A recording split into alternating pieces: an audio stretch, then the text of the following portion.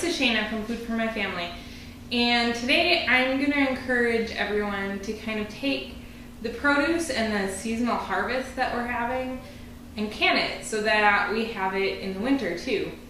Not only does it taste better, but it's also good to use what we have now and then utilize it in the winter.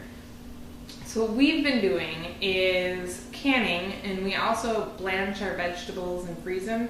So like the extra zucchinis that I have right now, I'm cutting or shredding and then just boiling, like dumping them in a pot of boiling water for a few minutes, pulling them out, draining them, laying them flat, and then we freeze them. And once they've got a good coat around them and they're a little bit solid, I toss them all into just a zip top bag and throw them in the freezer. And in the middle of the winter, I can make zucchini bread or add it to a stir fry.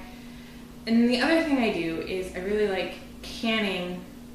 And so one of the things I like to can is salsa or tomatoes or anything that has tomatoes in it, because tomatoes in the winter don't really taste like anything.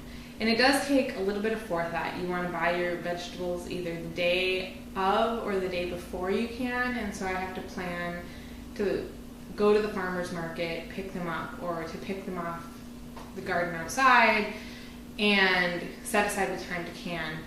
And then as far as equipment goes, I don't really have any fancy equipment. I just use a large pot that I have, and I buy some jars, and you know, you can reuse the jars year after year, and so you just have to buy the rings to seal them. And it's been great. I remember the first time I canned, I was really nervous, but then 3 months later, when I opened that jar of salsa in the middle of the winter, I was so excited because all of my favorite flavors from summer were there, and there were 3 feet of snow on the ground, and it was freezing outside, and I was enjoying fresh produce.